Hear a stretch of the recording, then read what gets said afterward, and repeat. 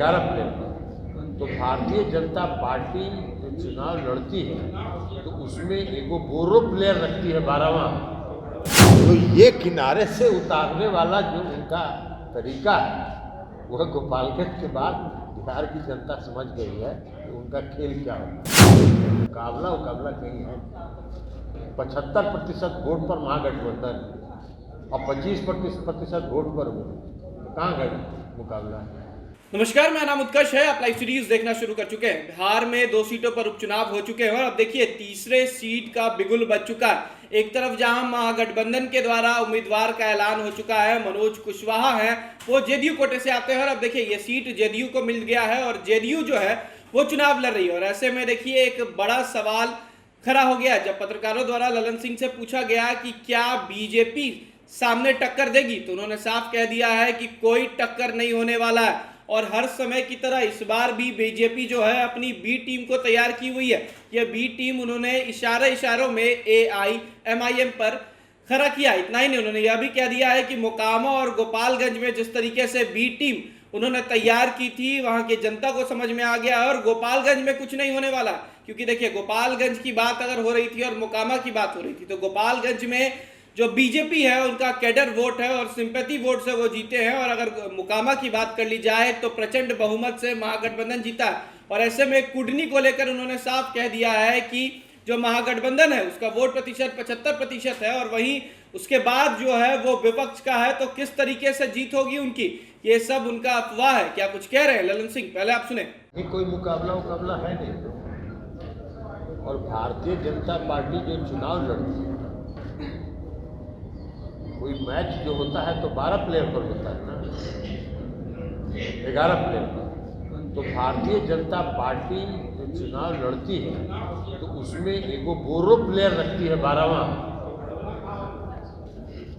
जिसको किनारे से उतारती है।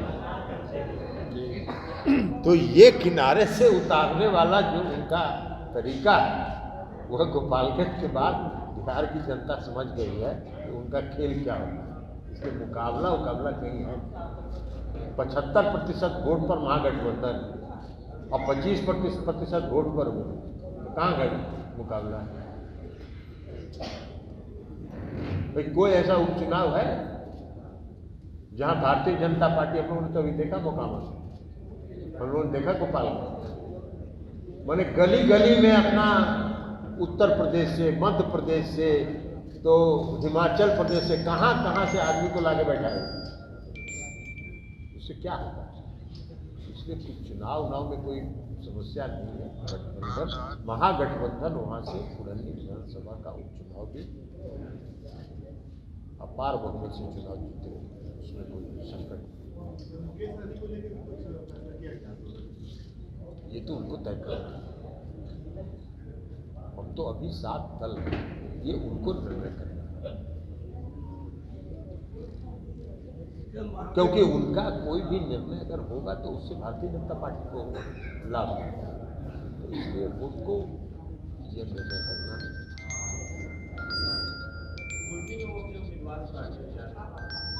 ये हमको नहीं मालूम, आपको मालूम होगा, हमको कहाँ मालूम है। हमने तो कहा कि उनको निर्णय लेना है।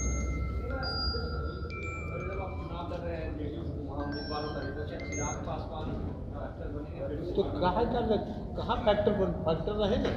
अरे पहले तो चिराग पासवान तो उनके बोरो प्लेयर, पहले जैसे अभी एक तीसरा 12वां प्लेयर है, एक समय था कि वो उनके 12वां प्लेयर थे। अभी जहाँ तक है ना, जो हमारा गठबंधन है उसका जो निर्णय, वो निर्णय आपको बताया गया।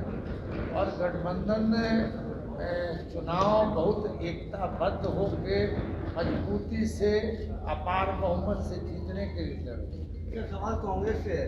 दो जगह 3 जगह उपचुनाव हुए, 2 सीट राजद ले गई, 1 सीट जदयू ले गई।